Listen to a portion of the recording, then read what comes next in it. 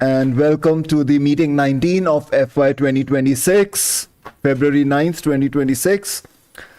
Pursuant to Chapter 2 of the Acts of 2025, an act extending certain COVID-19 measures adopted during the state of emergency, this meeting will be conducted in person and via remote means in accordance with applicable law. This means that members of the public body as well as members of the public may access the meeting in person or via virtual means. In-person attendance will be at Memorial Hall inside Town Hall at 34 West Main Street, and it is possible that all members of the public body may attend remotely with in-person attendance consisting of members of the public. This meeting may be accessed remotely via the link provided in agenda when required by law or allowed by the chair. Persons wishing to provide public comment or otherwise participate in the meeting may do so by in-person attendance or by accessing the meeting remotely as noted. Additionally, the meeting will broadcast live in real time via Verizon Channel 28 and Charter Channel 192 or via Westborough TV's online platform at westboroughTV.org and youtube.com/Westborough TV. Awesome. And let's get started with any public comments. We have John Arnold, our town moderator. Please go ahead. Yeah, sorry, I try to take too much of your time. Just wanted to make a few comments. I realize that there's only 5 of you there, and it looks like we got some people coming later online. So what I will do is I will send an email to the committee with these comments just so everyone sees them. Just want to make a few points. First of all, as I've been noting, since there are so many new members and it's now sort of crunch time for the March town meeting, I just wanted to encourage people, if at all possible, to attend the meetings in person, because the way you can learn and the conversations flow more freely, and there isn't the struggle of who's talking and being able to clearly hear the questions would be good. So I realize some people have personal circumstances that don't permit it very easily, but I want to encourage people to attend in person if they can. And the other thing I wanted to mention was that, again, since we have a number of new members, and just from listening and watching some of the comments, I realized that a lot of the new members don't have lots of in-depth experience with town meeting. And as part of the public outreach, the run-up to town meeting, I was thinking of having sort of a town meeting primer, intro to town meeting meeting sometime, where I could do a presentation similar to what I did to the Citizens Leadership Academy, and also have a question and answer and work through some of the things that were talked about at the last meeting about the difference between the article and the motion and what it means to be in scope, and why sometimes the articles are written without a specific dollar amount and the source of the money, but how the motion gets to that. So I'm thinking of trying to schedule one of those in the next couple of weeks, and I would like to especially schedule it at a time when I think most of the new members could attend. So I will be sending out an email with these remarks, asking people if there's any preferred daytime, evening, or whatever when I could have a public meeting, and then any of the committee members who wanted to drop in could also attend that. And also I just wanted to reiterate, if you have any questions or any way you think I can help you come up to speed or help you understand the process, feel free to let me know and I'll get in touch as soon as I can. And with that, I'll let you get on your way. So thank you, everybody. I really appreciate it. Thanks, John. Thank you, John. Okay. Any comments before moving forward? So as part of the open public with Christy here, could we just ask you 1 or 2 questions? Are you going to stay throughout? I'm gonna stay. So Oh, you are? Okay, whatever. then we'll wait. Okay. So you do it during the budget or the Yeah. article? Yeah, we I just- just didn't know how long you were going to Exactly. be here. So thank you. Exactly. And we just need to add her to the minutes of the meeting that yes, she is present for answering any questions. So while we review it, I think so she should be able to, yeah. Awesome. All right. So the next, anybody for public comments other than John? Nope, we don't see any. So we'll move next in the agenda to the FY 27 planning warrant articles. And we have the planning director here who will present to us everything that's going on in the planning with respect to the articles. Did you list erosion? Yes, I did. Okay. So I assume you just want me to go in order of the articles as they are in the warrant right now. That's easy for us. If it's easiest for you, that's fine. Too. That's right. We don't-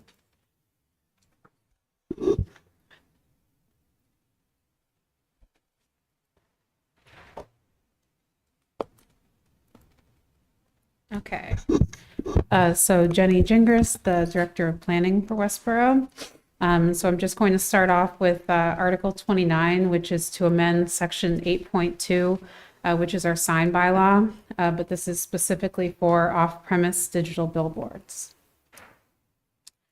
And I'll just say, if you've been watching the Planning Board and Select Board meetings, there's typically another company here with me to present this. They're with Outfront Media, and they are one of the companies that has approached us to put a billboard on 495.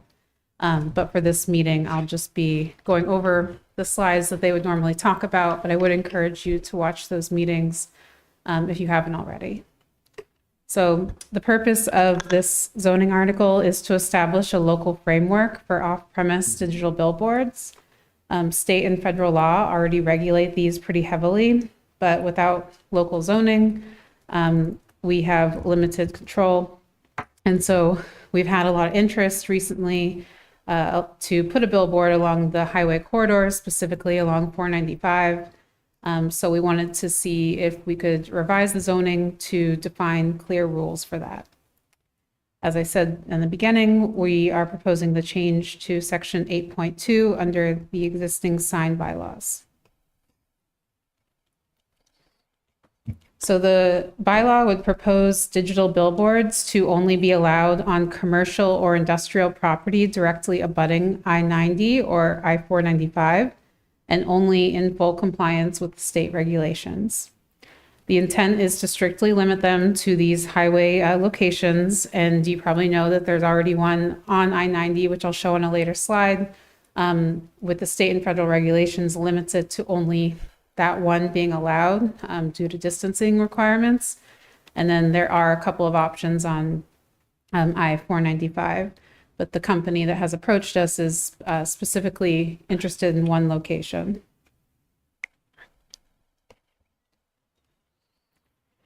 So like I mentioned, there are many state and federal regulations on billboards already. I'll just touch on a few of these, but and you'll see what I mean when I show you the map. It cannot be within 500 feet of a ramp. It can't be within an area zoned residential. It has to be in a commercial or industrial zone. It can't be within 1,000 feet of another digital billboard. It can't have any sound. It must be within 500 feet of at least 2 businesses. It can't have any flashing or moving parts. It can't obscure or interfere with any official traffic signals. It has to be maintained, and it's a state regulation that they must dedicate 15 hours a month to MassDOT. So the proposed location that this company that approached us is proposing is right where the star is along 495. I'm sorry, I didn't bring my pointer up. So you can see where the star is. And so with those state and federal regulations, if they were to put that in, which they would still have to go through a process, which I'll explain in a second, it would block out other areas along 495 for them to be able to place it. There would be 2 other spots they could potentially put a billboard, but if another one goes there, it could potentially block out another one due to the distancing requirements. So again, the yellow is the proposed location. The new ramp area in purple will restrict that area. And then you can see there are a couple of other conforming locations. But once one is put in, then it restricts others from being placed because of the requirements in state and federal regulations. And then you'll see what we're proposing in the bylaw as well.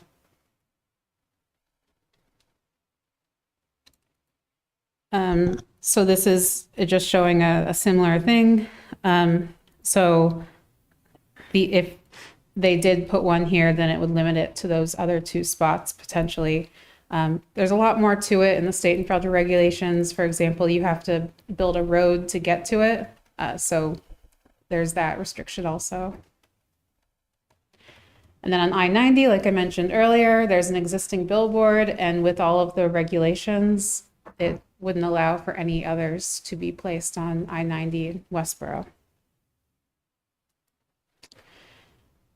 So in the proposed bylaw, taking into consideration the state and federal requirements, any digital billboard would be tightly limited in size, height, and spacing.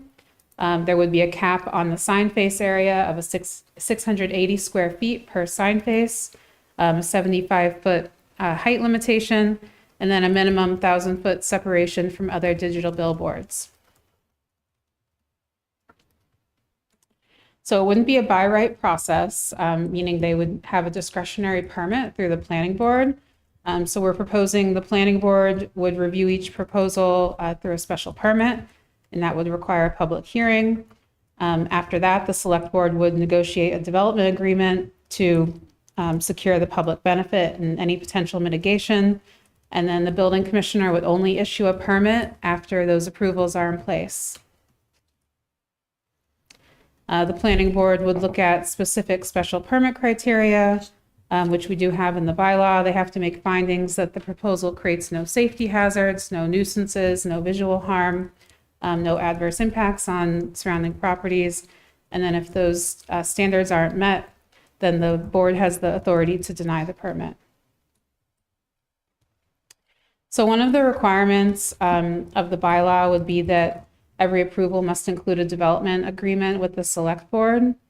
And that agreement can require monetary compensation, community messaging time, emergency communications, restrictions on certain advertising, and annual mitigation payments. But we're not able to put those specific requirements in the zoning. This would be something the select board would have to negotiate.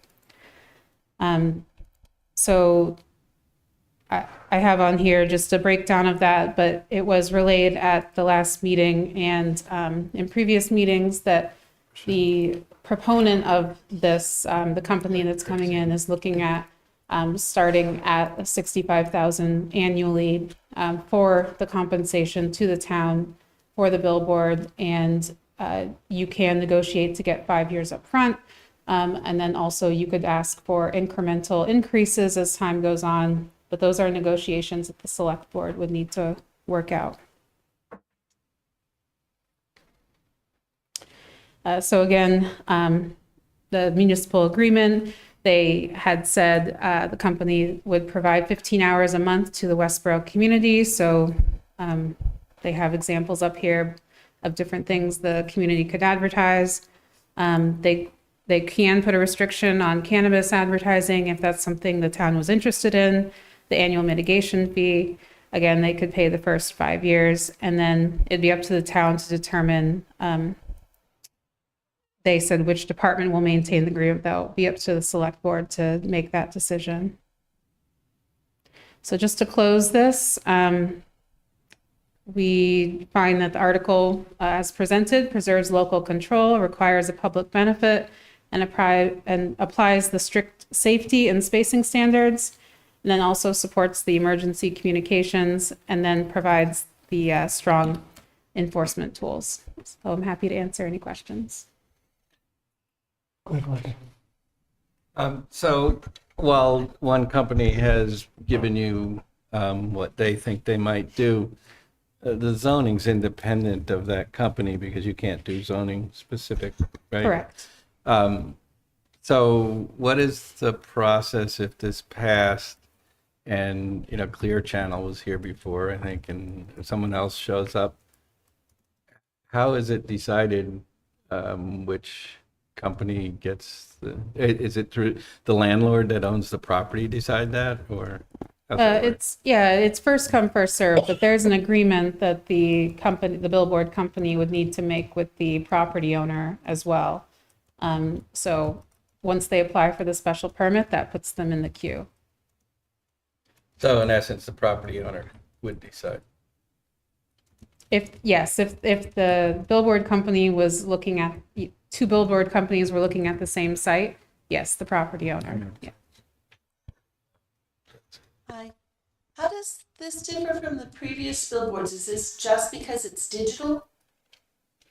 No, the previous, are you talking about the previous bylaw that went to town meeting? Yeah, because I've definitely been through a bylaw about billboards before. Yep. Only a few years ago, 3. Yeah, and I believe it was 2022, this came to town meeting and it covered more area. So that was also about billboards along Route 9. So I think it included 9 other locations. This is specific to I-495 and I-90. And how do the restrictions compare? The restrictions are similar in that they defer to state and federal regulations, but the previous bylaw did have a lot of detail in there about lighting standards and things like that. But in reviewing it again, because of how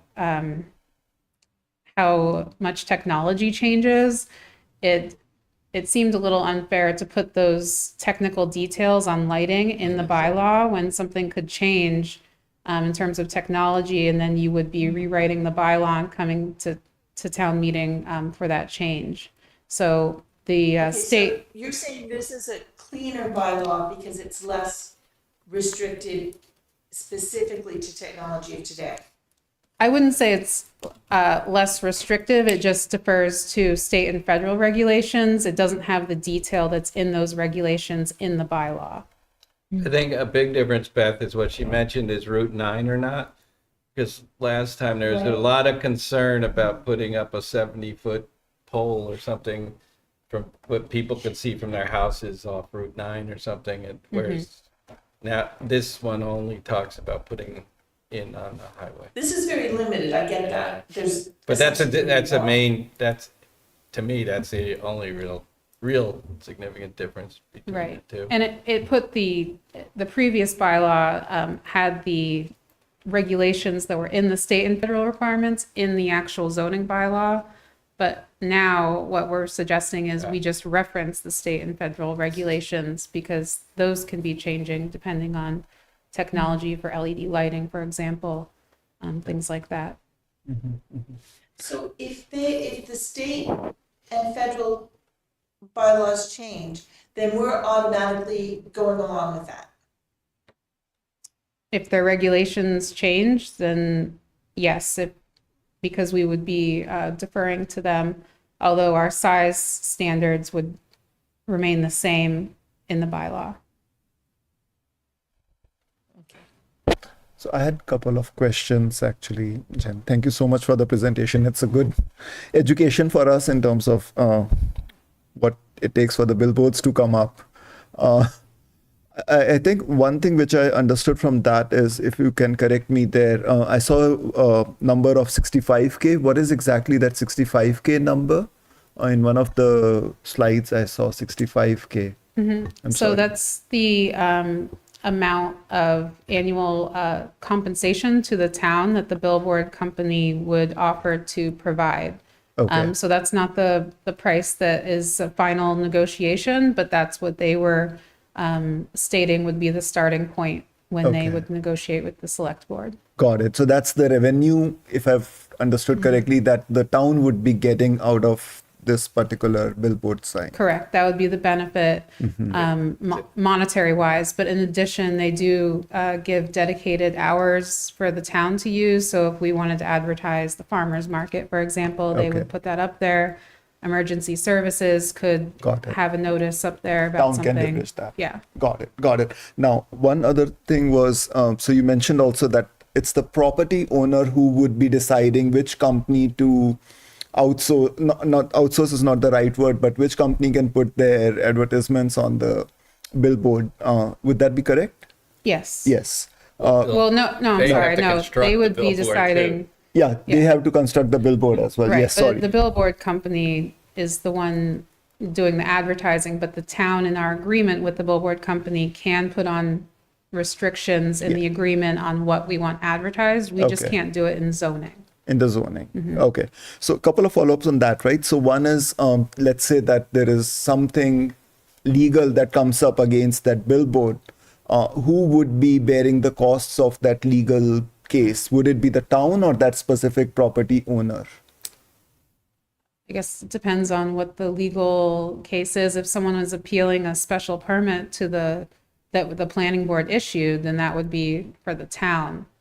But I don't know what else, what other You legal. mean if there was something on the billboard that Something on the offended billboard, somebody and there was exactly, which is offensive for somebody and files a well, case you that I usually didn't sue like. everybody you can, but That's what I'm in thinking. theory, That it'd be mostly the billboard Yeah, it would company be the because we have billboard little company. control of it. I'm just thinking what could be possible cases because we already are dealing with the legal cost, which is, would say, scaling up. So, is this another avenue where our legal cost could further go up? Is what I'm trying to explore here. Oh, I mean, I'm not an attorney, but typically if someone is appealing a special permit issuance or a lack of issuance, then they would appeal it, appeal the town or the board. But if it's something in regard to the billboard and advertisement, that wouldn't have to do with the town. With the town. Right. Got it. Okay.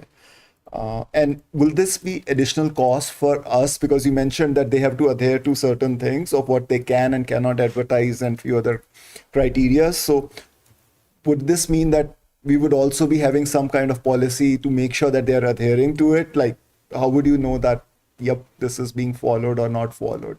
So does this mean additional person or checks or something involved? So it would be a contract agreement negotiated with the select board. So if it's out of compliance, then I would assume town council would get involved at that point. If it's a zoning compliance thing, then the building commissioner would get involved and it'd be a zoning violation.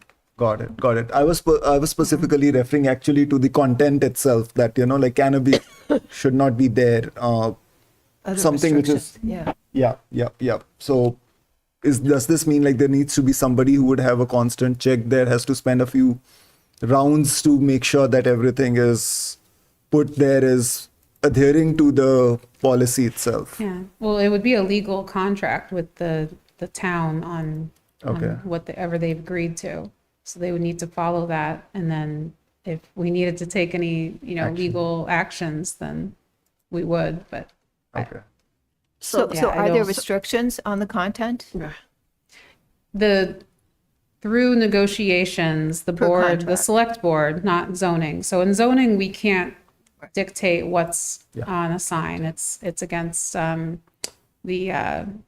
forgetting the name of the act, but you can't dictate what is on a sign. You can say what size you want, how tall it is, things like that. But in an agreement negotiated with the select board, they can say that we want a restriction on cannabis advertising, for example. So that would be up to the select board in their negotiations. Reefer Madness, Westborough. In the future. So Jenny, what's the risk if the town decides not to vote for this? Then we would not, there would not be a billboard on 495. We don't allow them right now. So the only ones we allow are the ones that are pre-existing. So they were in place prior to zoning. So grandfathered in? Yes, they're grandfathered in. So this would just mean that we wouldn't allow any more billboards. It would just stay the same. Anyone else in the room has questions? Somebody up there has a question. Go ahead, Chris. Sorry, I joined a few minutes late, so I might have missed the earlier part of it, so you might have answered this already. So, what is in it for the billboard company that, they are paying us 68K? I'm assuming it's because of the revenue which they are generating by putting the ads from local vendors. They make money on the billboard. Yeah. I'm sorry. He was I missed the asking question. what's in it for the company that puts it up, and it's revenue, ad revenue. Like, have It they would be ad presented anything revenue, to yeah. say that, yep, This- this is why we are interested? This is a popular option in many towns, and because of the location, at least the company that's approached us has expressed that we have a prime location on 495, and that would result in, advertising funds for them as a company. So that's why they're offering what So they're that's a offering. good question then. If you look at the towns abutting 495 and 90, how many, do you know off the top of your head how many towns have approved zoning changes like this? I'm not sure for immediate adjacent towns on 495. I believe there's some south of Westborough on 495, but I'm not aware of any north of that. I drive it every day. I I haven't seen any at least, but I can certainly look into that. So the company would decide what gets put up there, right? It would be just like, yeah, typical company advertising. You know, Have a you ever- business would pay them to advertise on the billboard. Okay. There are You've seen the ones on Route 9. Yeah. Those cycle through ads as well, and they have our public service announcements, but they have mostly Correct. ads. Yeah, we do have, we might have 2 on Route 9 that are digital that have advertisements. So it'd be similar to that, Okay. but it would be on 495. Okay. Looks like Chris, you So have- just to follow up to what I asked. So I'm just trying to put my head around this. I mean, like, if the billboard company is trying to get profit out by putting the billboard and the local vendors are funding it, why do we think there will be a resistance from the town in putting that? I think this is maybe a question for the committee here rather than to you. Oh, the resistance for me is billboards are ugly on the highway, and I don't think $65,000 of revenue is worth having Westborough be responsible for this stupid sign that's on the side of the highway instead of looking at the woods. It's all personal opinion. so we have the town Oh, here we go. manager, Christy, with us, just to put on the record. Please go ahead. Christy Williams, town manager. I just wanted to add, so I think John Steinberg talked a little bit about this at the budget hearing and probably the budget summit, but the towns are very restricted in terms of what type of revenue we can achieve. If we were to move forward with this and we were to get $65,000 a year, that's about $8, the average single family. So, certainly there's many things to consider here, but I think it's really important to identify that this is a revenue opportunity that we are legally allowed to take advantage of. And it's about $8 as is currently put up there. And that's assuming that that's where you land. Sorry, just one last, and then we'll, I guess, wrap up. I don't think we have any more questions. Sorry. Just one. Yeah, okay. Just one question. Go ahead, Chris. Yeah, I'm just trying to frame my question. God, lost my train of thought. Okay. No, never mind. Go ahead. All right, thanks.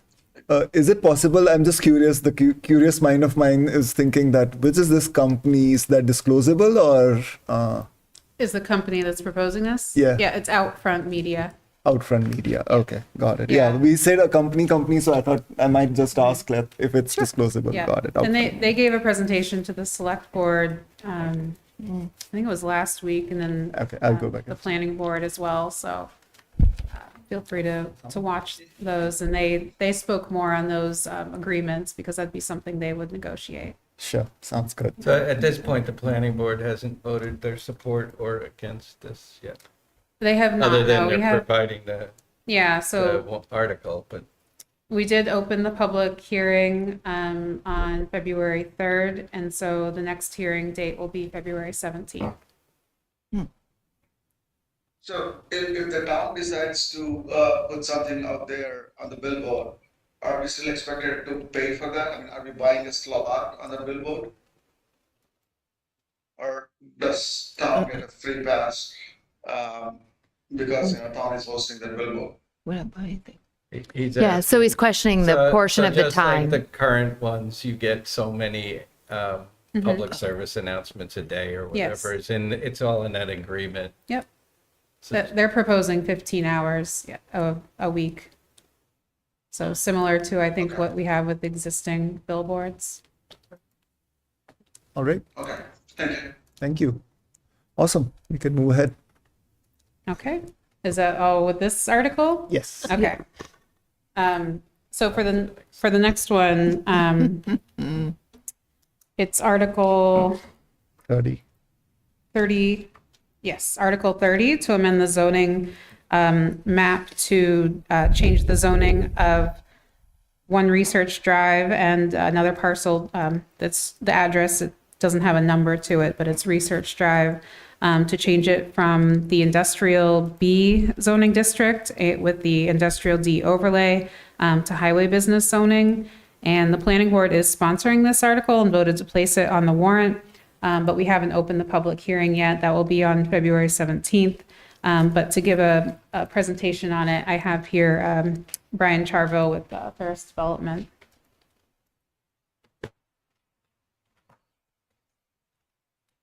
Good evening. Welcome. I'll try to plug in and see if this works. Is that all right, Mr. Chair? It should work. Yep, absolutely.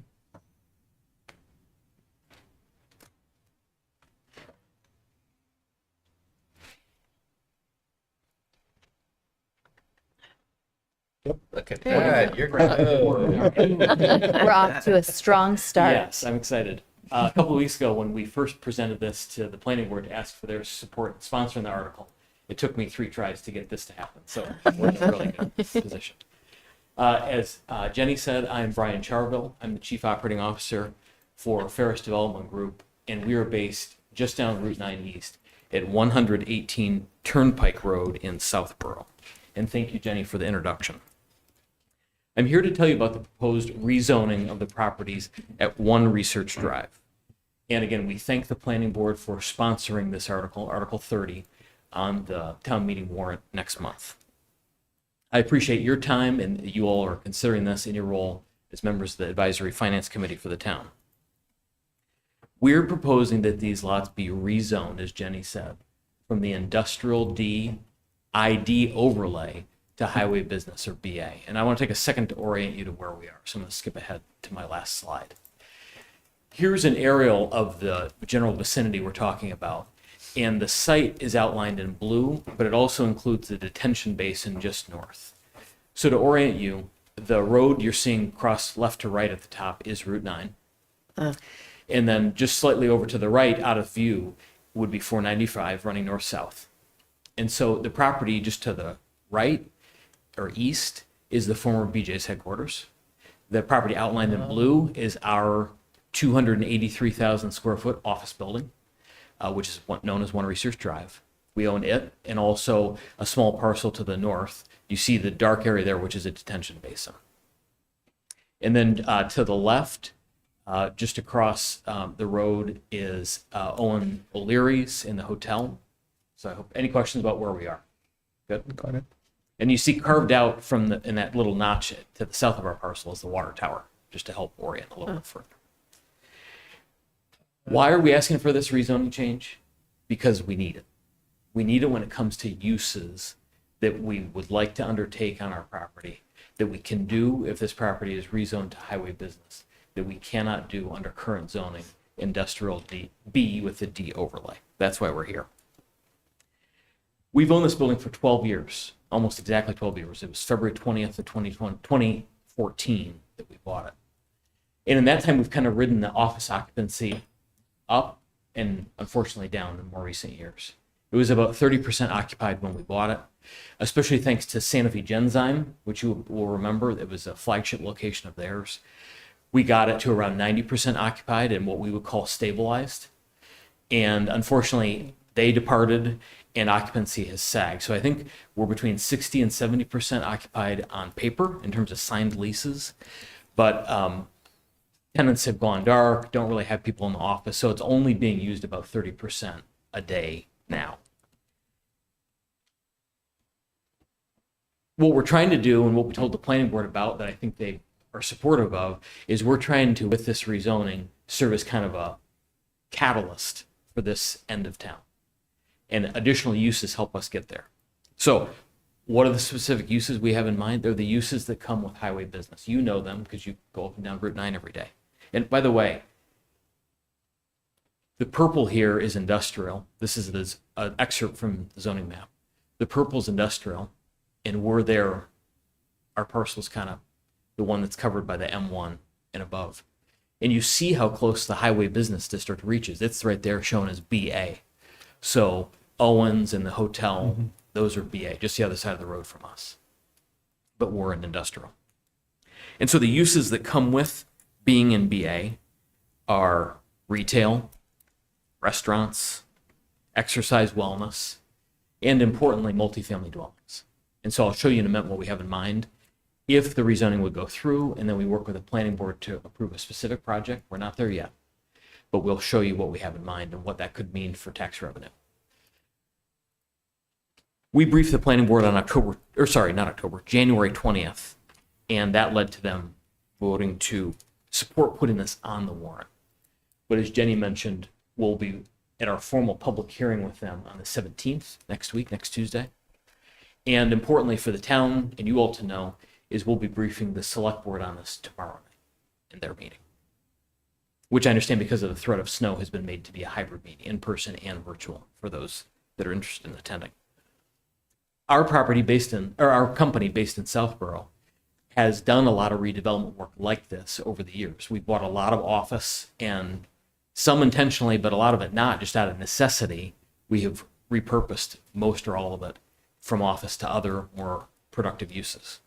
And so if you've, just to orient you to our headquarters, we're at 118 Turnpike Road in Southborough, just past the Starbucks on Route 9, across from the reservoir.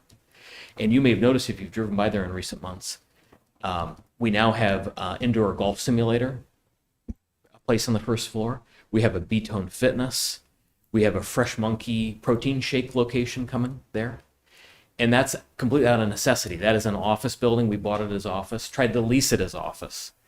And it just wasn't getting office tenancy, unfortunately. Despite our efforts, we have in-house brokers, and we hire, the best of the best, especially CBRE we use for our leasing. And we just couldn't get it fully leased as office. And so working there with the Southborough Planning Board, we were able to get these retail approvals, which has been great because we brought in these retail users on the first floor. And what do you know? The second and third floors have filled now. So it's basically a fully occupied building because of the catalyst that we created there. Another example, in Marlborough, we just finished going through a rezoning and then a special permit process at 130 Lazat Drive. There we intentionally bought an empty office building, and over nearly a 2-year process worked with the city council and the planning board and the conservation commission to get an overlay that allowed multifamily, and then in the past couple months finished a special permit and site plan approval to convert a 100,000 square foot former office building, about 25 years old but vacant, into 74 residential condominiums, and we're about to break ground on that. And so with this, we've come to you, we found it works well to work with the local boards and committees to get these approvals and to provide bring a new idea to fruition. So I mentioned the occupancy history at One Research Drive. It's not just the occupancy, but it's a large site. It was built in the mid 80s and sort of set up for these really large scale office uses that you don't see anymore, where the tenants would take, 30, 50, 100,000 square feet of occupancy. And that's just not who's in the market now. So that's led to the vacancy that we have. And with the zoning requirements, it's led to us having over 1,100 parking spaces on site. It's acres and acres of parking.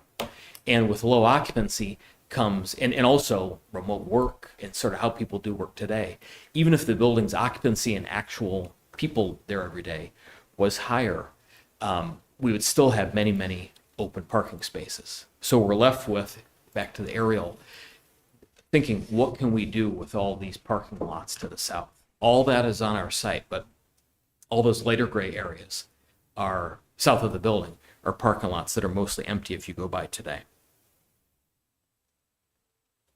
And so we're thinking about this broader area. There's offices around us, but on that former BJ's site to the east of us, that's where a couple of years ago the planning board approved a big site of where the use would be GMP, and if that gets built, there will be hundreds and hundreds of people there every day. I know that they're trying to get occupancy higher at Westborough Office Park and other buildings around us, and so we think this our property in particular can be kind of the core of other uses in this area and make it more vibrant. It's it's kind of like a live, work, play combination that we talk with the planning board about. So this specific project that we have in mind, and it's shown here, this is again just a concept, but something we might bring forward to the planning board after a rezoning went through. It involves a combination of retail and multifamily buildings. In this, what you're looking at, and I have some hard copies. Would it be good? Would you like those? At least it's take home. Thank you. These are just the slides. These are what I'm handing out is the same as the slides that are shown on the screen. The light yellow rectangles are what would be 4 multifamily buildings toward the top there, consolidated and off of Freiburg Parkway and Research Drive. And then the orange and light blue buildings would be retail in this plan. And so you could have, sandwich shop, services right there in the apartment buildings above. Ooh, what were the yellow? The yellow is potential apartment buildings. A multifamily. And then orange and light blue would be retail in this plan. And it's not only about new construction ground up, but even in the existing building, we think that there would be these kinds of uses, especially restaurant. We've had a number of restaurant operators come and express interest in what they could do, how the cafeteria in the office building might grow. And so we're looking at what we could do for uses there. Let me just take a minute to tell you briefly about the numbers. So the detention basin parcel at the top is one of our 2 tax parcels. It has historically been assessed over our 12 years of ownership from $402,000 of value to $522,000. But that's the growth that's been there. And it probably always will remain a detention basin. But in terms of where we see values heading with our building, when we bought it, it was assessed at about $20 million. A few years ago, I think during the peak of Genzyme's occupancy, the assessment rose above $27 million. But now with Genzyme not being there anymore, it's dipped to the mid 24s. So that's the assessment we're looking at today. But notably, in the late 2000s, so you all know from being on the FinCom about when it comes to commercial property, the connection between occupancy and then net operating income and then real values. In the late 2000s, it was able to be assessed as high as $38 million. That was with high occupancy and higher net operating income. But based on current rates, this current fiscal year rate, if the value of just the office building alone with additional uses could get up to $38 million, it had better occupancy and more vibrancy, that could be more than $200,000 of additional tax revenue to the town based on current rates.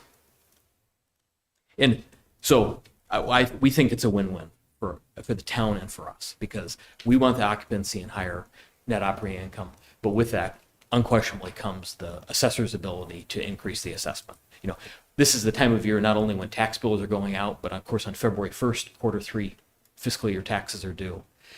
But it's also the time when commercial property owners like us, from all the assessors and all the towns where we have buildings, get income and expense questionnaires where the assessor is asking us about our building's productivity. And that's going to lead directly into next year's assessments. And so, again, the assessor knows our data, how well we're doing or not doing. And with better occupancy will come that higher assessed value in the next fiscal year. It can happen that quickly for the town. But in terms of this potential development, if the rezoning would go through and the planning board ultimately would approve a special permit and site plan, we estimate that the value of a complex like this, 4 buildings and several hundred units, could easily approach $200 million in a town like Westborough, where it's desirable to have multifamily. And based on this fiscal year's tax rates, that could exceed $3 million in new revenue if the town would get there. So that's my pitch to you tonight. I'd be happy to answer any questions you have, but I hope you understand. I hope it came through just about how we've tried. It's been a dozen years that we've owned this. We've tried to go with what we can do with current uses in industrial D or B with the D overlay. And we need more. And so we'd like to join and have the town meeting change the map to highway business. Thank you. Thank Thank you. you so much. Beth has So her I think hand up. let's go with the folks in the room first, and then we'll go remote for the questions. Go ahead, Walter.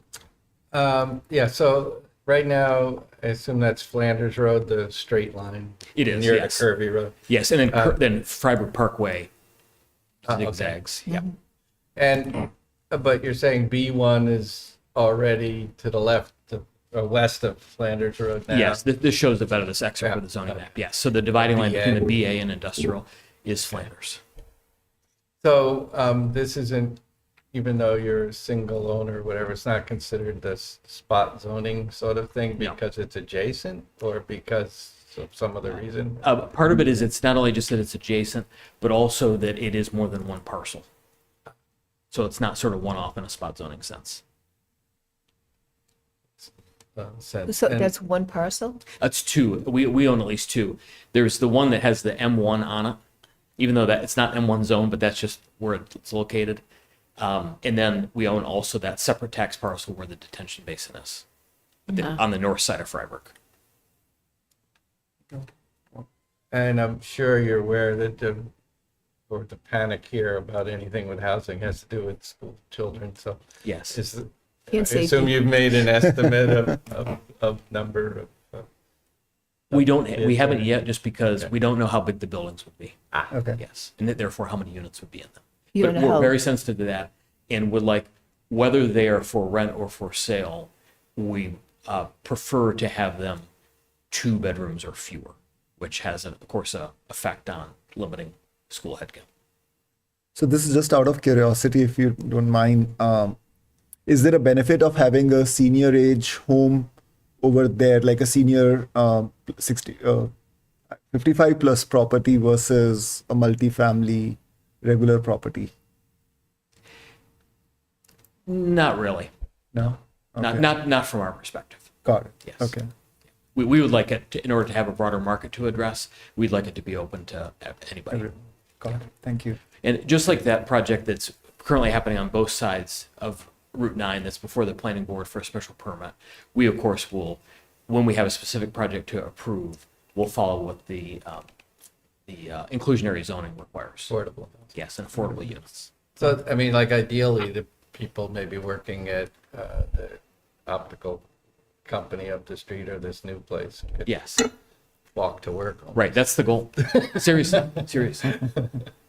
Is housing for Is workers that adjacent. similar to the Olympia. the one in Marlborough?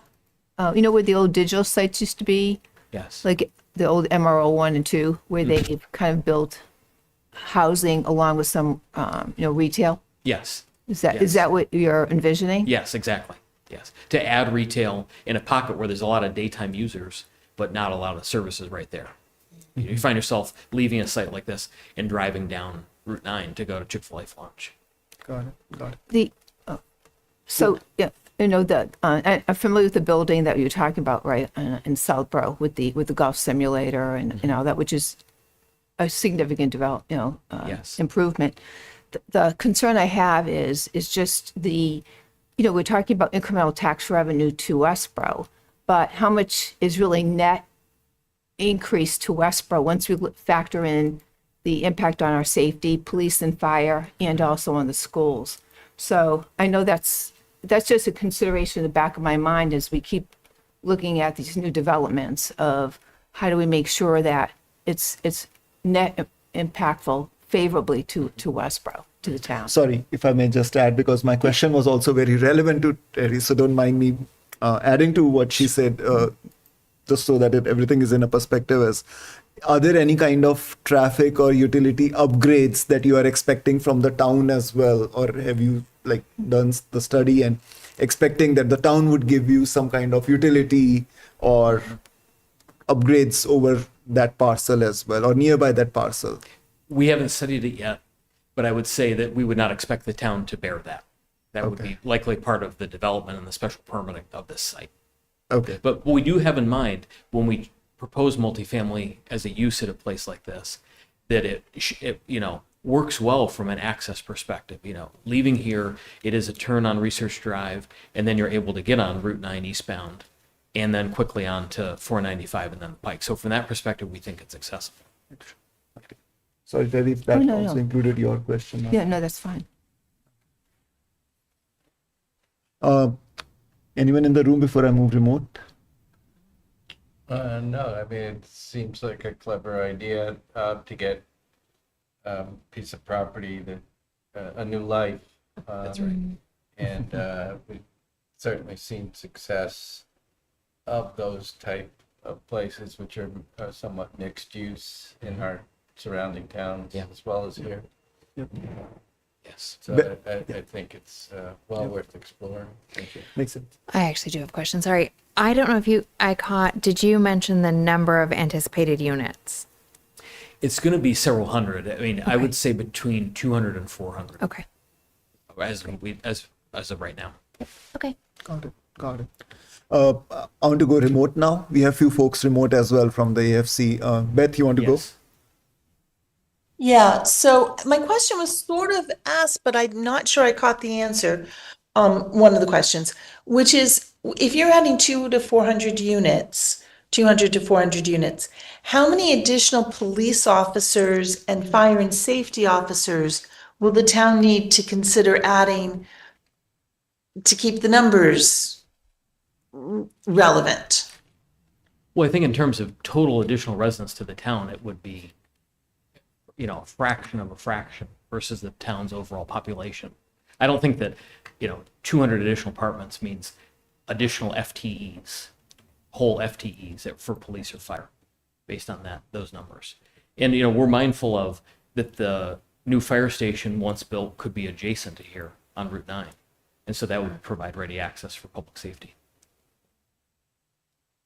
Right, but who's paying for the new fire, for the new fire station? It's the town, right? It's the taxpayers paying for Yes. the town and filling the town, the fire station up. Yeah. Well, as I've said, I mean, the best number I can point to Yeah. is we estimate the value of a multifamily project here could be as high as $200 million. And at current rates, revenue from that would exceed $3 million a year. And so I think $3 million pays for more than the school children and public safety that this project would consume. That's the answer we would want to scrub in and feel comfortable Yeah. about. That was the number that was missing. Thank you. Yes. And one other question, which is, what is the height of your tallest proposed building? Is that figured out yet? Not yet. Because that's in I the think the town has a zoning, right? Yeah, limit that's of right. 4 stories. That's right. It's Because subject that's the limit of our fire equipment. You're right. It's subject to the limit of if we'd be rezoned to highway business, it'd be subject to that limit in highway business, the height limit in highway business. Anyone else? Awesome. Thank you for the presentation. Yeah. Yes. Thank you so all. much. Thank and you. We'd love to have your support heading into town meeting. Thank you. Thank you. Thank you.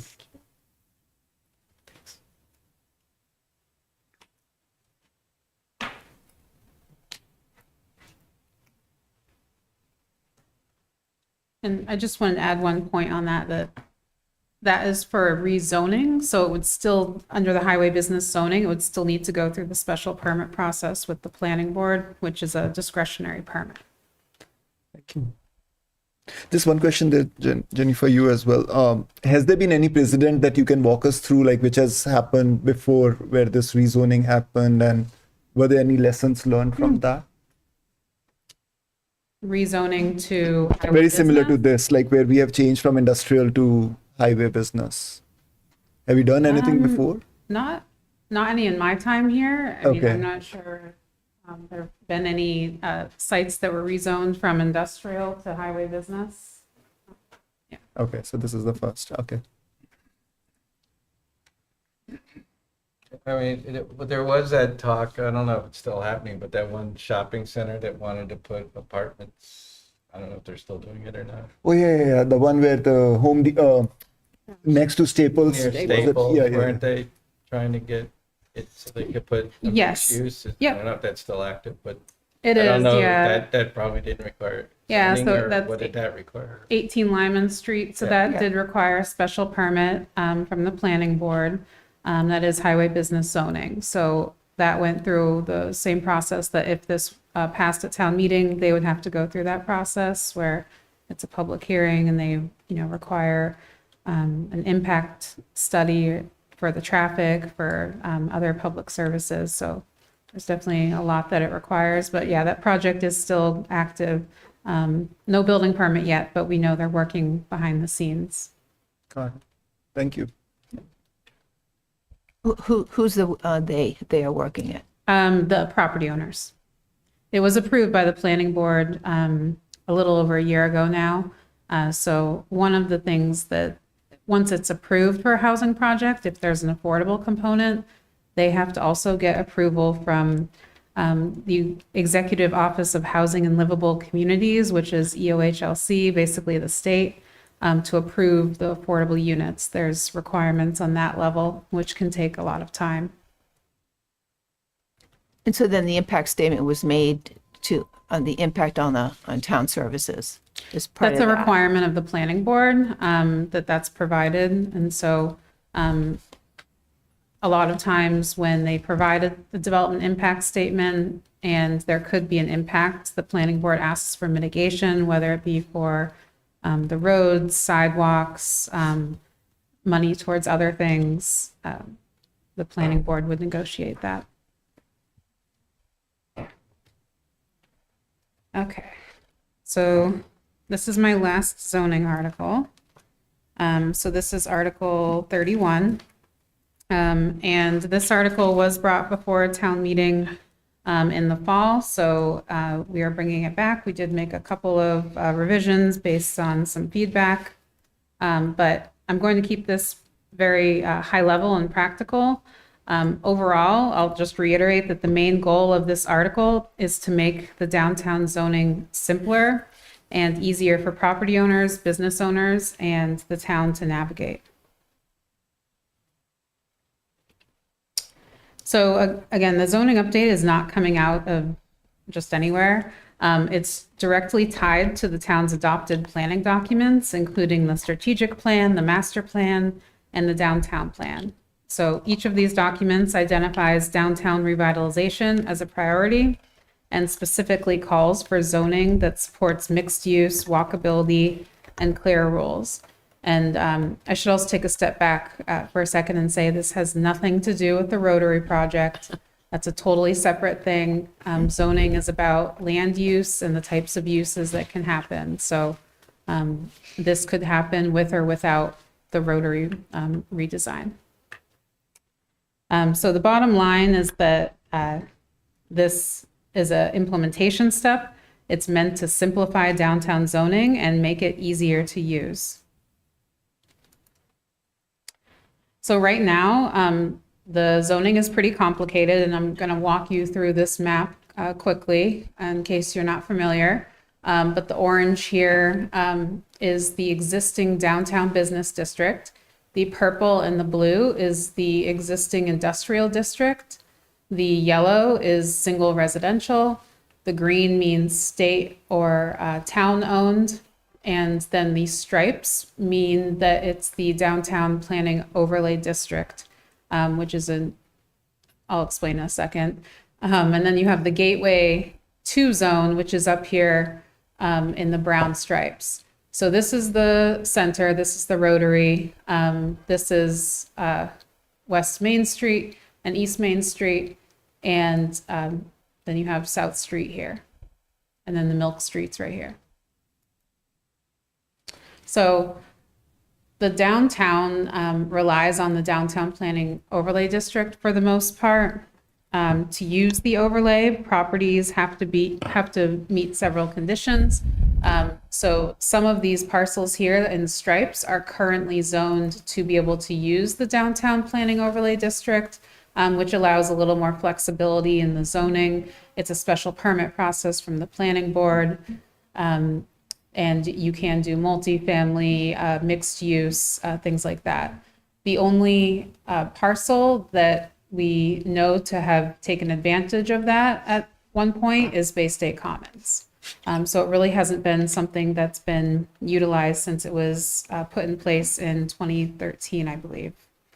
To get the overlay district for a parcel to be considered part of that, they have to meet several conditions. They have to be within 2,500 feet of the Rotary, so that's this circle here, which guides some of our zoning.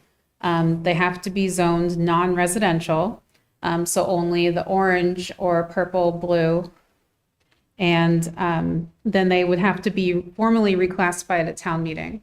So if a parcel that was orange that didn't have the downtown planning overlay district wanted to take advantage of the flexible zoning, they would need to first go to town meeting, be reclassified to be able to use that overlay, and then they would if they did get approved for that, they would then come to the planning board for a special permit and go through that process. So that creates a lot of extra steps, uncertainty, and delays for property owners. It creates barriers to reinvestment and redevelopment. And then it's just overall more time and cost for both property owners and business owners.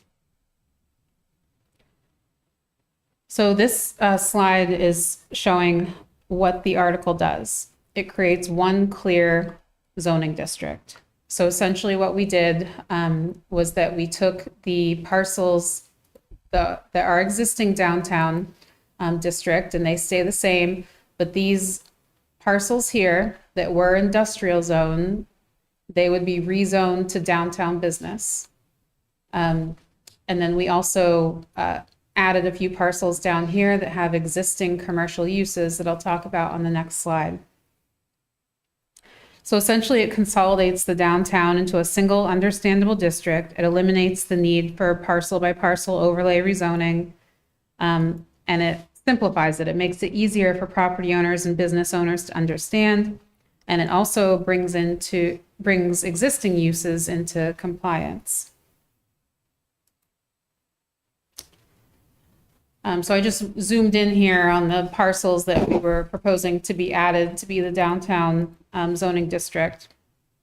So it's essentially fixing areas where the zoning doesn't match what is actually on the ground today. So most of these uses, aside from single family, are pre-existing non-conforming, meaning the zoning doesn't allow for them in that zoning district. So we would be making them conforming. Churches are exempt uses under Mass General Law 40A, so they're protected use. But should something happen where maybe the church wanted to split off a piece of the property, or like in the case of 3 School Street right here, they have an existing, it's I think a 2 or 3 family on their lot.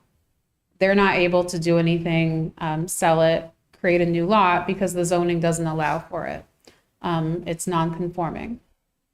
And then, like I said, multifamily is something that would become conforming. So it exists today, but it's a non-conforming use. So if anyone ever wanted to do something else, they wouldn't be able to do anything else besides multifamily or a single family residential. And then the same, we have an office space here. We have the Masonic Lodge, and things like that. So the update matches the zoning to the existing uses, reduces those non-conforming situations, and creates a more logical downtown boundary. So the point here is we're not introducing new commercial activity. We're just proposing to clean up some inconsistencies for those existing uses. So this slide just highlights a set of uses that already exist downtown, but we have a bucket in the use table called Other. And so a lot of these fell under that. So again, these are not new uses. They just were not specific in the zoning table. So the updated zoning would clarify uses like mixed use buildings, multifamily, creative workspace, artisanal production, outdoor dining, farmers markets. It's sort of used as a marketing tools to say, this is what we want to have, so that when a business owner is looking at our zoning and they want to see what we'll allow, they can look at our use table and know they're not unsure because we have an other category. So again, it's about modernizing and clarifying the rules so that they're easier to interpret and apply. So another question we heard was whether this zoning change will allow bigger or taller buildings. So no. The downtown planning overlay district, at the zoning that you see in the middle column here, we are keeping the same as what we're proposing for the base zoning. So again, we have the existing downtown business district, which has a certain set of requirements. We have the overlay district on top of that. And so what we're proposing is to just have one requirement, the downtown business district, with these requirements. And looking at downtown, it reflects what already exists. We have many 4-story buildings. We have a lot of 3-story buildings. Some 3-story buildings are taller than the 4-story buildings. So it just depends on the design. So again, while the structure of the zoning becomes simpler, the overall development scale that can occur downtown is not expanding beyond what is already allowed today. Another question we heard was about parking. So right now in our zoning, there's no parking requirement in downtown. So we don't have any minimum off-street parking requirements, and we really haven't seen an issue with that. But where we are now saying that multifamily could be allowed by right in the downtown, the planning board heard the concerns from the select board and said that, okay, let's make it a requirement that we have 1 off-street parking space per unit, which really matches what the market is driving for multifamily in a downtown area. It's highly unlikely that a developer would want to build units and not have parking because they're trying to market to someone typically that would have a car. So we feel comfortable with that 1 off-street parking space requirement. There's also bike parking standards that are included in there. Shared and off-site parking facilities are supported, meaning someone could build a parking garage within 300 feet of the development and use that as their parking. So again, this zoning reflects a walkable downtown model and is consistent with the plans and what we've heard from the public.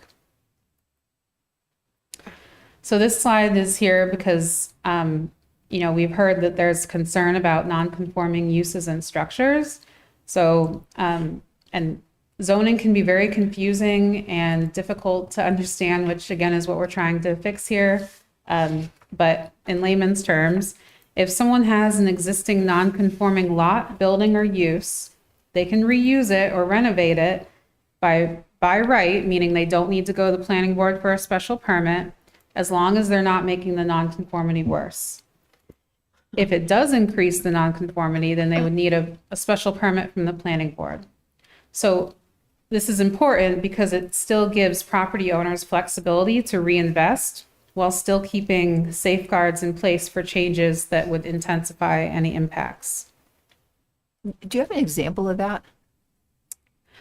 So an example would be if you have a existing 5-story building downtown. I don't think we have any 5-story buildings downtown, but that would be non-conforming because we allow only 4 stories. So if someone came in and wanted to make it 6 stories, that would require a special permit, and the planning board would probably say, 6 stories is really high. That's too high for downtown. We're going to deny the special permit because it's not in kind with the neighborhood.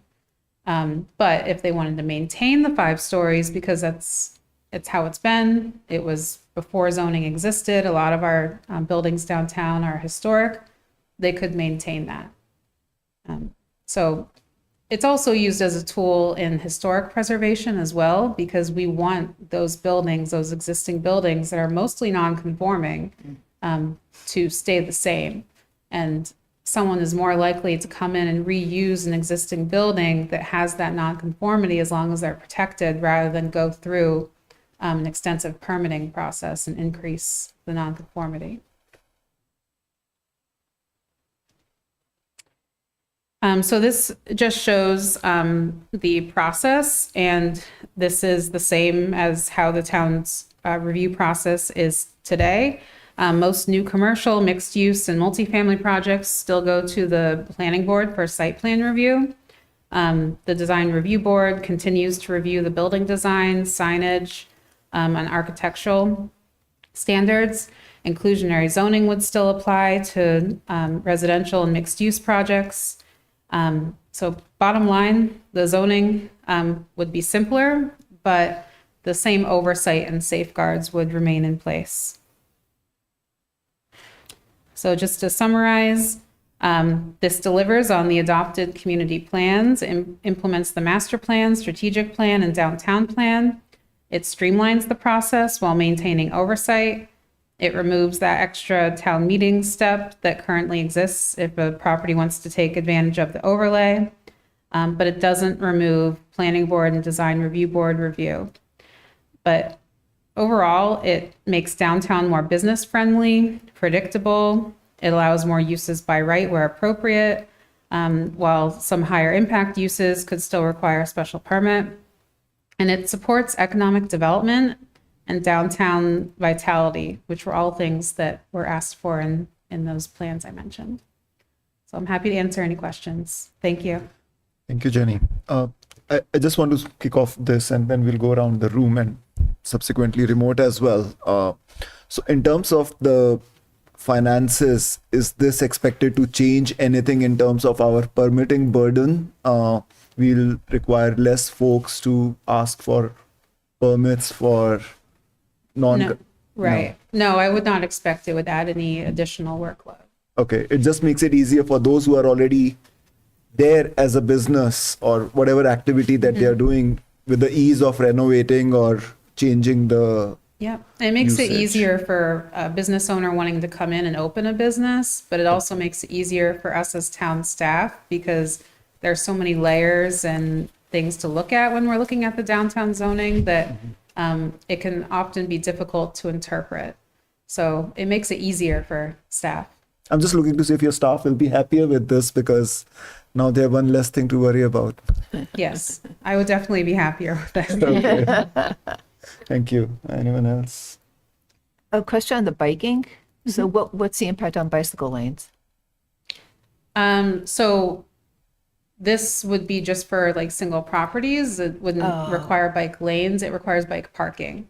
So the planning board and many of the zoning changes we've done requires bike parking as part of a new development On the property? on the property. Correct. Yeah, this has nothing to do with the road project or anything, Perfect. anything like that. This is just about the land use and what's allowed and not allowed for the uses. So it seems like, I know the town rejected the last proposal, but it seems like you've ended up in a better spot because of that, or you've worked through some of the, I guess, concerns. Yeah, we worked through some of the concerns and hopefully answered them a little bit better. And we added in the provision about nonconformities to make sure that was more clear to people. And then we also added the parking requirement if someone has a multifamily or mixed use residential development. I mean, to be clear, it wasn't rejected, it was referred back. Yeah. for a Yes, little thank more you. work, Sorry. Because it's a big difference. 'Cause it wouldn't be coming back probably Right. right away. What was the wording? It was Referred back to committee is what referred back. Yeah. it did, basically. There were some of the comments from the residents, I think, which came up, and at that moment, I think it got Yeah, during referred town back. meeting. Yeah, Yeah. during the town meeting. Yep, thank you. Anyone else in Apologies the for room? I mean, I like the simplification, I like all that. I imagine the concern would be for a resident there thinking that if they lived on, I don't know, those streets, Parkman or Church or something that, is this all of a sudden some, coffee shop going in what used to be in my neighbor's house or something? Is that addressed, or is that all addressed Well- by the permitting or? So the orange again is the existing zoning. So today they could open up a coffee shop in that area, Okay. depending on where you are. But where we have the red parcels here, those are all existing multifamily or commercial uses. So the use already exists. If they ever wanted to reinvest and open a coffee shop, they could. It would have to go through the site plan review process with the planning board. So they would look at all the things they normally look at, impact on the neighborhood, things like that. But we don't feel like it's any more impactful than it would be today because you have existing high density uses there already. So it's rezoning these current uses to be conforming. Confirming. So in your example there, for instance, number 11 or 13 church is not in this state district, but as you head up church further. This one here? That one is, but I mean across Go. the street. Yeah, there, these are all still single, they're single still the residential. And similarly, the whole west side of Parkman Street is not in this zone, but the east side was already. Correct. Those are all, and this is Already, existing. This yes. orange here is So the existing Historical downtown. Society is actually in the downtown. Yeah, Yes. Yeah, that's a so no Yeah. change. So they could technically Yeah. open a coffee shop if There they we wanted go. to right now. So was there Selling any public, pizzas. sorry. I I'm was just sorry? asking, was there any public forum or something where these residents were informed or their feedback taken? Was there any opportunity for them to come up? Because I would ideally like the town meeting to be the last forum where they are coming and expressing their views versus like we Okay, have I mean, some- another public hearing? Yeah, yeah. Yeah, I mean, we've done outreach in different public areas. We did the farmers market pop-ups, things like that. We did send out a mailing to property Okay. owners in the area to let them know about the zoning change. We've talked to many people, Okay. have come in and talked to my office about it. The planning board has the open hearing right now, and so we did have some people attend at the last meeting that had questions. And then also the vice chair of the planning board, John Gelsich, has been doing office hours at the library every other week. So I've invited Nice. people that I know had concerns about this to come and talk to him or come to talk to me, which they still can do. And the planning board will still have the open hearing on February 17th next week. So anybody's welcome to come and ask more questions. And then I wouldn't anticipate the planning board closing the public hearing until March 3rd, most likely. So there's definitely plenty of time for people to come in and talk that have concerns. So has the planning board voted on this? And No. Has not voted on They have it. not You're gonna voted. wait till the public hearing's done. Finish. Right, Finish. right. Awesome. I'll move to has there remote. been a lot of participation? Sorry, go ahead. No, go ahead. I was just opening it up to my remote. question- Yeah, please go ahead, Saroja. Oh, okay. Yeah, I wanted to find out, has there been a lot of participation in those sort of pop-up meetings, the office hours? I recall that some of the residents who felt that they would be impacted by these changes at the last town meeting were quite impassioned. And so just wondering if there has been a high volume of people that feel that they would be impacted, participating in these preemptive meetings. We have heard of from a couple of those individuals. I've reached out to a couple more, and we'll hopefully hear back to be able to talk about their concerns prior to town meeting. We definitely had a lot of participation at the farmers markets. We did a lot of games to talk about zoning, because zoning can be quite boring. And I know it's shocking. So we tried to make it really fun for the public to participate, but also understanding what they want to see in downtown and what their concerns are, especially in regard to uses and what they want to see. We even have a survey out in the high school right now.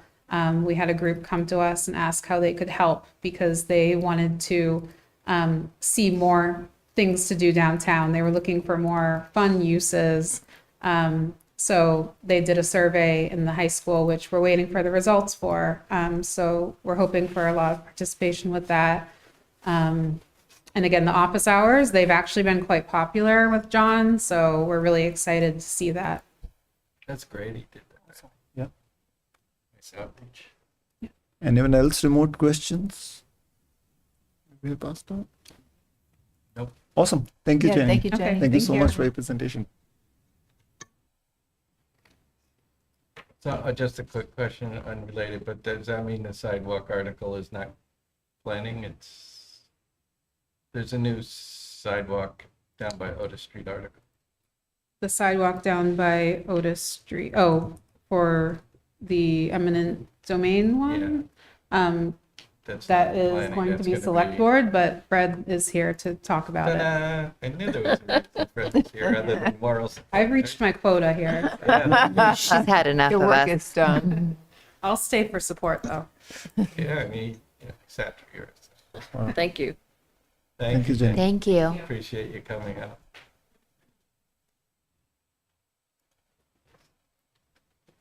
Yeah. Way past time. Hi, thank you for having me tonight. Fred Lenardo, Community Development Director. You want me to speak to 74 Otis Street? It's actually two properties. It's 74 Otis Street and 55 Otis Street. They're both owned by the same person, John Parsons. We've actually, just let me back up a step if I could. The town recently had the bid opening, and we do have sufficient funds to proceed with the Otis Street project, the construction project. The total project is about $6.5 to $7 million when it's all said and done. So we have secured all the funding for that through various grants.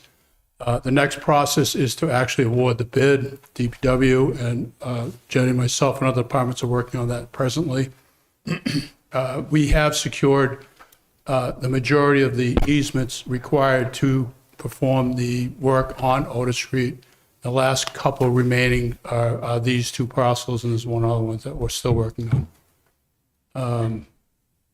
It's Article 24 right now for Thank you. those people that might be looking confused. Right. I'm sorry? Article 24 right That's now. what It's we have brand in the new in current the warrant version version. 5 warrant. Yeah, it's a recent addition and we're still hoping to negotiate with the property owner and his attorney. However, we don't really have a lot of time to waste, so that's why we put it on March meeting, because we couldn't afford to get past that if he didn't agree to give us the easement, for whatever reason. This might be good impetus Yep. to negotiate.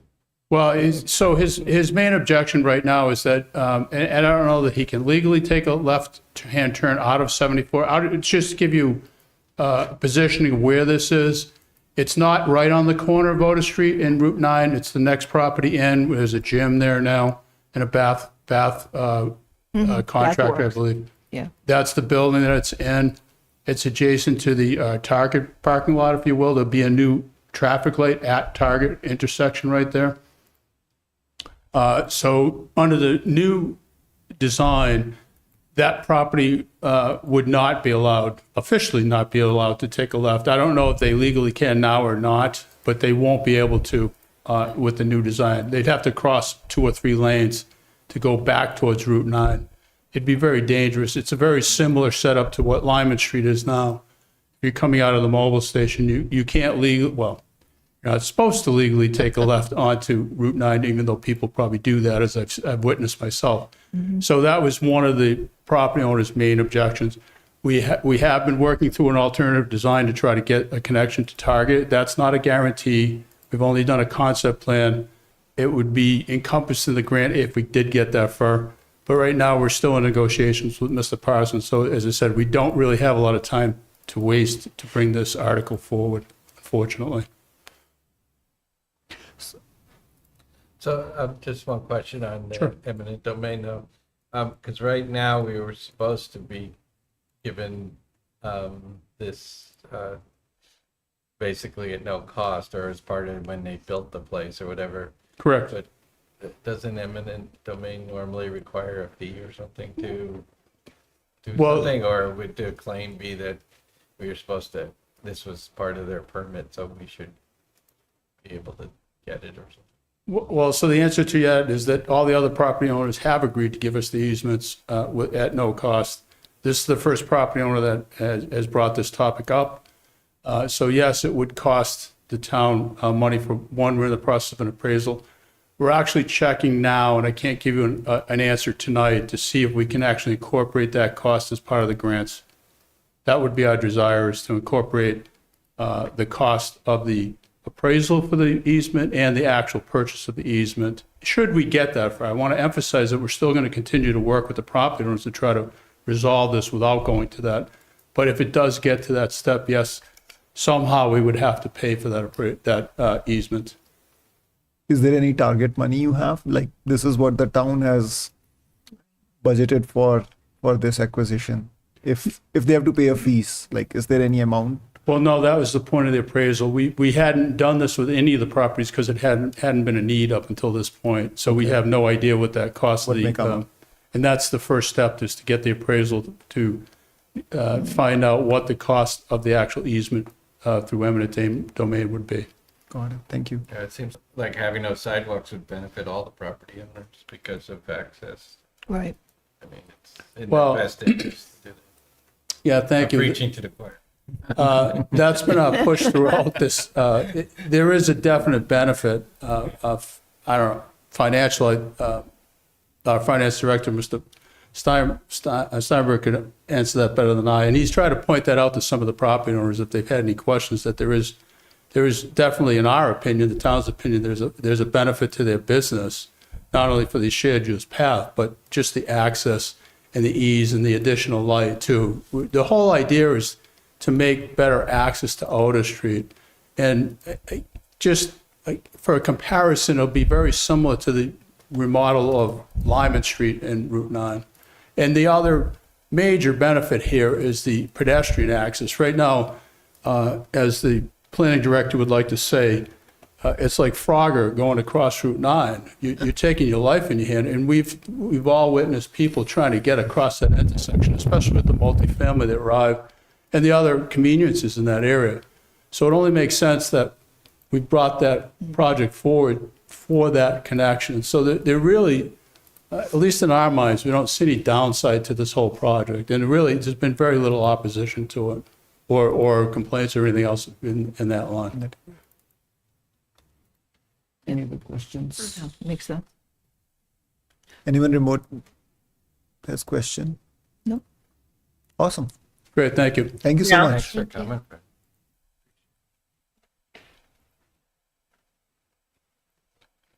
Well, I think we are done with the planning department. Thank you, planning department, Jenny and others, for the wonderful presentation. I know we are short of time. We'll move ahead with the agenda to the next item, which is annual town meeting. So what we were expected today, what we are expected today is to go over the budget lines and see if anyone has questions before we start approval of the budget. So this is it for the new members. I'm talking about is each department has their salary, wages, debt lines of the budget for the next fiscal FY27. This is mainly in light of, do we want to bring in a guest or? Exactly. Yeah. The purpose is not really to, what are your questions? But if you have questions, then do we need to bring those guests So in in? addition to the guests that we already identified last Thursday. Right. Right. So we had EDC, Conservation, Schools, Westborough TV, Treatment Board, and the voting. Yep. Right. That's what I had listed. Yep. And So I think, 6. yeah. And since planning department is here, I would say that we could possibly start with the planning department and then move to the other department lines if anyone has questions or for the planning department on the budget.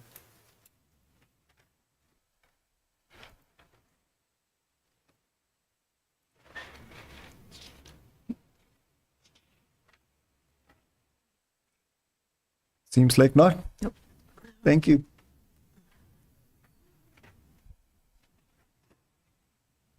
Okay, let me open up that. All right. Shall we start? Okay. So what are we doing? So I'm gonna go through each department, naming each department. If anyone has any questions. So you're not doing the warrants, you're doing No, The budget. the the budget. budget lines. The warrants we have gone through last time, and we have already identified which of those we need to call the guests. I know that there are some changes. I haven't personally reviewed like what those additional ones are where we need to review. So maybe we can do it on Monday. Not Monday, Thursday, sorry. Thursday, yes. It all blends into one. But yes, let's get through the department, which was the topic for today. All right. Any questions about before I start? I know, Beth, you have gone through this. Yeah, I was just going to suggest that maybe not list I mean, at town meeting, we go through salary and wages and then expenses, but since it's by topic and whether you want somebody to come in, you could just list the department name and Yep. if we have either question, it would be okay, and it might save you some time Sure. and us time. Okay. All right. So starting with the town moderator, select board town manager. Did you raise, Walter? You have I was questions? just gonna say, John's got this huge budget of zero. Finance committee. That's us. Finance account. Legal. Information technology and communication. Central purchasing. Town clerk. I think they were coming in anyway, right? Right. Because you were talking about the voting. Either that or I'll get a report. Debbie was going to write something up, but it hasn't happened yet. For the town clerk. Well, we had the kid, the But it wasn't a age question. on the 16, budget. 17. Yeah. Right. We were having that one. Oh, the voting. When you said voting, it wasn't Oh. it was Oh, I yeah, meant the 16, citizen's 17. petition. Yeah. I got it. Yeah. Sorry. But not the town clerk. I was thinking town sponsored. clerk. Good. Sorry. So for we don't, interrupting. Well, no, the town, we didn't tee her up though. Right? Or did we? Deb? she may have just some information for us. I'll try and get it. Okay. Okay. Election and registration. No. Planning department. Just heard from them. Zoning board of appeals. Insurance. Police department. Yes, I do. Okay. Fire department. I do. Community development. EDC is anyways coming, so we could have those questions there as well. In the community development. I don't remember what the $100,000 increase is. So without probably, I don't remember. I'd have to pull out the actual book. Sorry. Okay.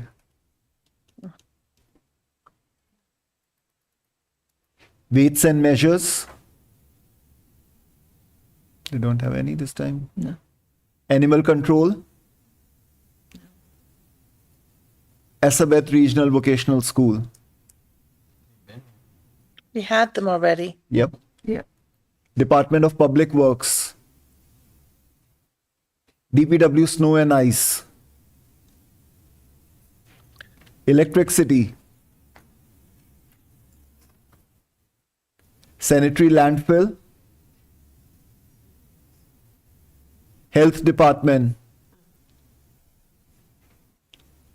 Council on Aging. Youth and Family Services. So I do have question on Youth and Family Services.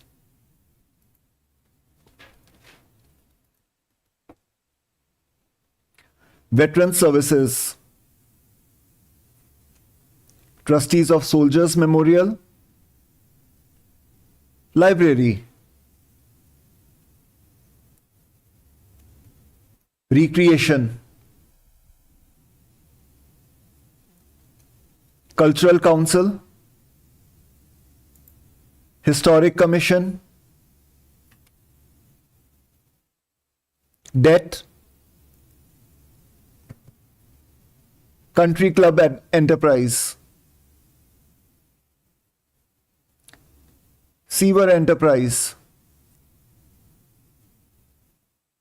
Wastewater treatment plant.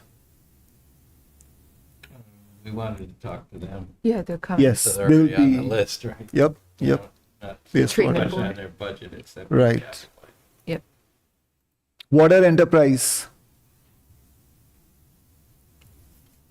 Stormwater.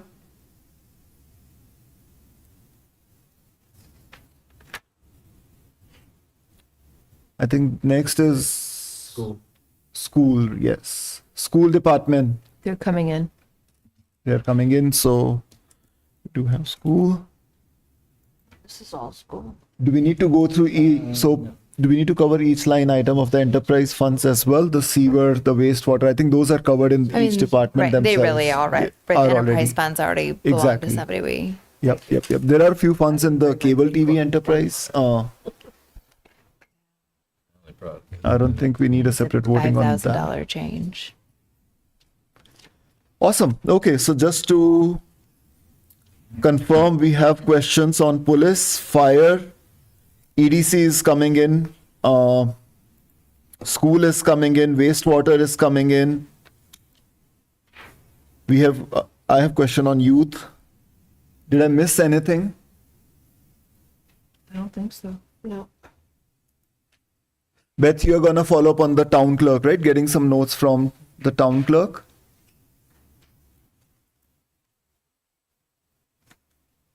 Yes, when I unmute. Okay, I'm just trying to get my notes if I have missed any of those other My follow-ups. question, the police and fire, I think Christy can answer. So Okay. maybe we can do that live and then unless people have other questions for them.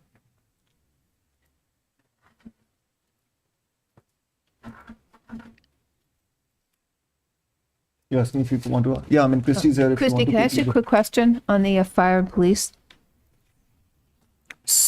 So when I was just looking at planning assumptions, so it looks like in the school department budget, they have a placeholder in there for the contract negotiations that they'll be undergoing. So they didn't articulate what it was, and I understand why, but they do have amount built into their budget. But we don't have anything built in to the police and fire. So then how is that going to get handled? Because it won't be through the budgeting process, right? Or through town budget approval. That's right. So you're right. There's nothing in there. Excuse me. But there's no, you have the steps in there though, right? But no COLA. Right. And no other increases related to the settlement. So Yeah, right. Right. But, Yeah. but, The steps are in there. If they're- yes, the steps are in there. okay. Yeah. Yeah. So the way that it typically works is depending on when we settle those contracts. If we were to settle before, obviously, town meeting, we still could update the budget. We actually did that very quickly at the last minute for one of the unions last year. Otherwise, it would flow to October. And in October, we would have raise and appropriate for additional funds for those departments as an article.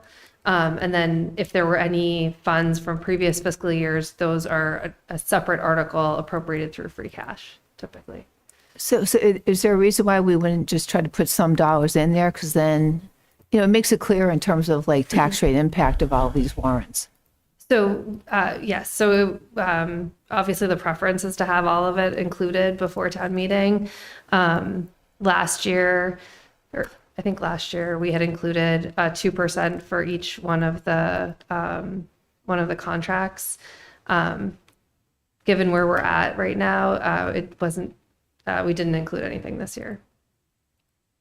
So implies that you're not that close yet to. Well, the fire department, the fire union, we've just recently started negotiating with them. And then after this book came out, I believe. And then the patrol union, their contract actually expired last summer. Thank you. Yep. Last summer. So this fiscal year already, there'll be, if there's a 1% increase, that's not in the budget for this year already for 26. Correct. So we would at either this town meeting or a fall town meeting, There would be there would have to be an there- article for the any current sort of retro fiscal pay year. would have to be paid And as there well. might have to be something for the next. Yes. fiscal- Yes. By fall town meeting, you're in the next fiscal. Right. So there's a few headwinds, right, coming at us as I was looking at this over the weekend trying to like wrap my head around it a bit. But there's headwinds that we're facing, that's one of them. One is there's exposure with Assabet, right, in terms of what was planned versus what we heard the other day from Ernie. State aid's a kind of an open open book. And then on school side, certainly it's like special ed and some other things. So I was just trying to figure out, like, when we look at, there's something I'm missing.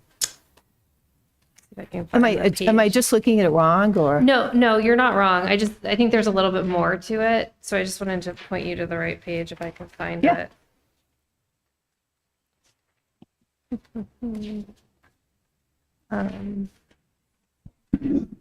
And actually, when you were here last time and you pointed out some of the, pages to look at, also in terms of, where I was trying to get comparable data from, from our community towns. It was helpful because I was able to go back and kind of like validate, where we are relative to those other towns. Right. Are we within the ballpark of reasonable, or were we an outlier? And I got really much more comfortable with a lot of the information that was there, which was good. Oh, that's great. Well, it was good for me. What I'm trying to find in here, and I'm sorry, I'm not finding it, but And I'm sorry for holding us up. No, absolutely. well, so Wrap up there are this, several yeah. things that are unknown, and there's a page in here that lists them, and I'm just trying to find it. But Oh, there was? I missed it. But Okay.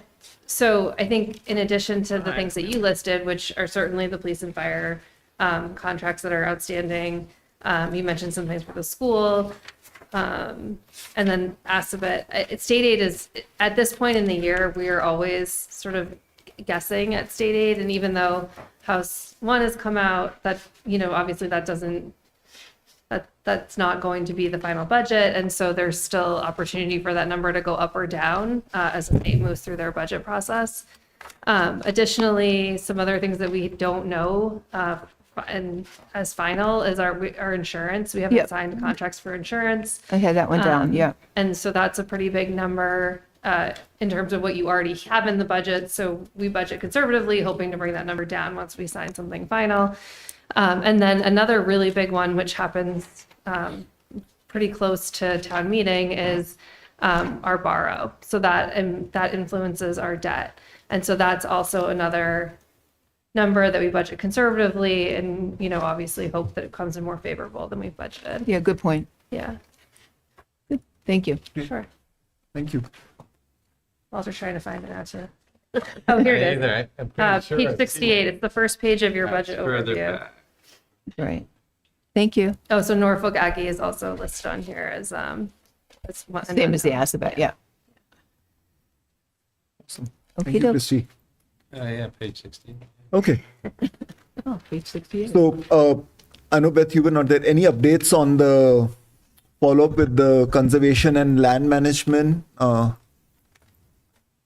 Since I wasn't last meeting, I didn't realize until today that I Okay. needed to follow up with them, so I haven't yet. Awesome. Yeah, that will be great if you could just ask, because the committee wanted to hear a few things on the warrant articles they had. Okay, So it will be good if they can come and present on those articles so that we can follow up with them. Thank you. discuss them better. Yeah. Yes, exactly. Thank you. And Walter, one thing which I know you have, and I'll come to that as well. The school and the and the citizens petition. There was a Westborough TV. Westborough TV, Karen just got back to me tonight, and they'd like to come on the 26th, which is the Thursday. Okay. So we That schedule works. them the same as the school. Well, school. We're Yeah. going to do Monday, right? School can do Monday as well as those Citizen petition. citizens petition can happen on Monday. Okay, I'll let her know. Yeah. On the Yeah, so schools. Monday the 23rd was a good date for the students to come and talk about their citizens petition for voting. Perfect. And Westborough TV can come on Thursday. Thursday the Thursday. 26th.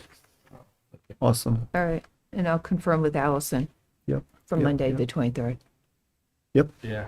I guess And if she can't do that, then she could do Thursday. Thursday, Either then. would She can do work. both. Yeah. Okay. Oh, both, Okay. yeah, no, she probably doesn't want to come. No. both times. Perfect.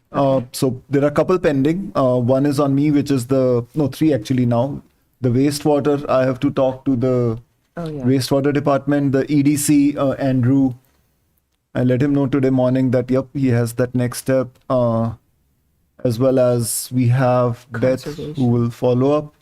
Uh, Police and fire budget lines, do you still have questions? I do not. Okay. Anyone else has question on police and fire budget lines? So you can cross them off. You can cross them off.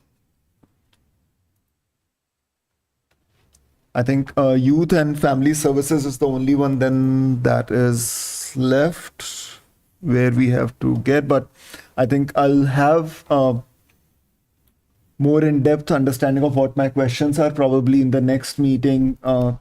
We can discuss those questions internally first, and if we think we still need them, then we can move forward with that. Okay. Okay. All right. So we have things lined up. Okay. One more agenda item was we have to start voting.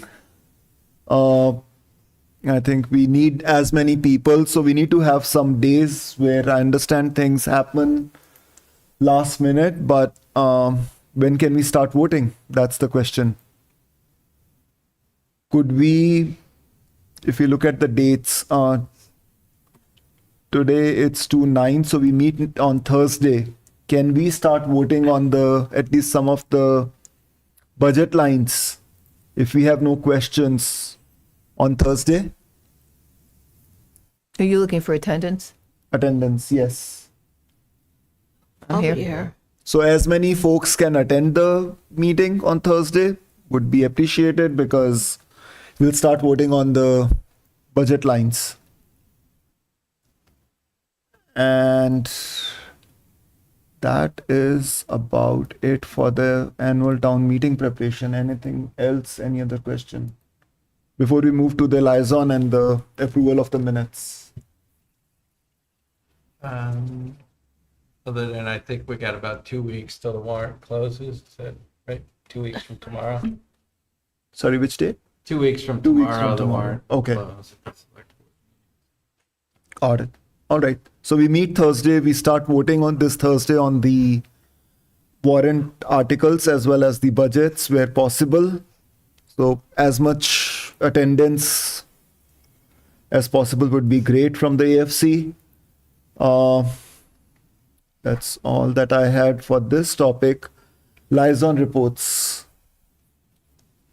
Anyone has? I got one from the library meeting we had on February 3rd, which is about almost a week ago. The real good news, a major milestone's been hit. The full rough inspection was signed off, which meant all the wiring, plumbing stuff that's in a wall is approved. So now they can start putting up sheetrock and enclosing things. It also tends to mean you may have discovered most of the problems because you've kind of torn things apart. You're starting towards putting it back together. And I guess the roofer also came by for a pre-installation meeting, so that I don't know whether the snow's going to do with that. The big item is this, I mentioned it before, where we had the condensation on the chiller pipes, where it was going to be a pretty big thing. Originally estimated somewhere, as high as $300,000 by the subcontractor. So what happened first was again, this is credit to our owner's project manager and our architect, but they basically split the job in two because the people felt if they took out the old pipes, they'd know better about what the new requirements were. So they got a proposal to do that for like $100,000. The committee issued an okay of not to exceed $50,000, but to do it on time and materials. And it's going to come out to be about $20,000. It was 4 people. Good. Good. I'm sorry, I think it was 2 people, 4 days or something. And owner's project manager, we actually have someone who's there, every day while they're working. So they track all that. So, they called it right. So that's, if you just agree to things, you'd be out 80 grand there, something like that. So kudos to that team. They came back and proposed 215 for the rest of the work, which doesn't quite add up, doesn't make sense. So anyway, we've authorized $100,000 for putting in the new pipes right now. So that looks like they think that's doable, these guys from their experience. That does use up some of the contingency, but it's probably a little north of $100,000 instead of 300. So that, Is there any contingency good. left? Because they did the skylight too. oh yeah, the skylight's 20 or 30,000. Oh, that's all? Yeah, yeah. No, actually, I might even have to, oops, hit the microphone. Sorry for all you people listening with headphones. Construction contingency, if I can read the numbers right, we have about 800,000 before this anyway, 860. So, Is this available somewhere on the website as well? This, yeah, Numbers. well, when they get posted at the library, yeah. okay. I mean, our meetings are public and then the minutes get sent out. And they're actually on the library website, there's a place where the documents all go. Got it. I Okay. can send people where that is. And they post Not these, that exciting to read. No, honestly. like a kind of like a status report. I mean, if there's a project manager, just assuming that a project manager is sharing So we the get status I report. thought as a well. little weekly update from the architect and at each of our meetings, we get a report. Okay. So we get a little packet. There is a subcommittee on the library building committee that meets weekly at the library with the team, and that includes the two librarians and two of our more expert in construction people, and they meet, and then we're usually monthly, but we met it in 2 weeks because we wanted to authorize it starting to take apart the pipes. So yeah, there's a lot more material in available if you want to go. Not saying I'm sure in your to the free time. library website, but it's Yeah. also on the library website. So generally Awesome. things are going, I think, pretty well, and hopefully we'll continue to see progress. Great. Awesome. Thank you for the update, Walter. Any other liaison updates from anyone? Nope. School. Nope. Okay, awesome. Then we move next to the approval of the available minutes. Somebody for the motion to approve the minutes of February 2nd and February 5th. I hope all of you have gone through those. I read it. You do it so I know the wording. Then I'll do the one after that. I move we approve the AFC meeting minutes of February 2nd Second. and February 5th, 2026. I'd like it to be split, please, because I'm gonna abstain on the 5th. She's gonna- Okay, I'll take that back. I move we approve the meeting minutes of February 2nd, 2026. I second. Any I is discussion? hard for the recorder. Sorry, Beth? She's going to defer. Okay. No, what I said was that when you say I second, it's much harder for the person taking notes. So we typically would say Blumberg second or Bradley Blumberg second or, Yeah. Oh, I thought the robot knew our voices. Beth didn't know that. It's a Leslie newly. motion, Dave. Oh, Dave second. So Beth, we have got a robot which records our minutes these days, and it's right, no, I smart. know. It's too smart. Okay, so we have got that. Any discussion? If not, Ahuja, yes. Blumberg, yes. Well, we have now the who will vote first, right? So we have another A, Beth, before. Sorry. Go for it. Angelakis, I have to abstain. Okay. I wasn't here. Okay. Okay. Blumberg, yes. Clap yes. Saroja. Hansoga, yes. Yep. Hansoga, yes. Chris, yes. Leslie, yes. O'Day, yes. the minutes are approved. You We'll want to do move this one? I'll try it. next to February 5th. Sure, I'd like to make a motion to approve the minutes of the AFC's meeting on February 5th. Clap second. Any discussion? No. Not? Ahuja, yes. Angelakis, yes. Blumberg abstain. Clap yes. Hansoga, yes. Chris? Sorry, I was muted. Kumsi, yes. Leslie, yes. O'Day, yes. Minutes are approved. Thank you. Awesome. And we meet next Thursday, not next, but this coming Thursday. And And we're going to please vote. be ready. We're going to vote to adjourn. Motion to adjourn. Clap Leslie. second. Blumberg, second. Hans, Ahuja, yes. Angelakis, yes. Blumberg, yes. Clap yes. Hansoga, yes. Kumsi, yes. Leslie, yes. O'Day, yes. Thank you, Westborough TV, and thank you, Westborough. We are adjourned. Thank you, Chris. Thank you, Christy. Thank you, for your Christy. time.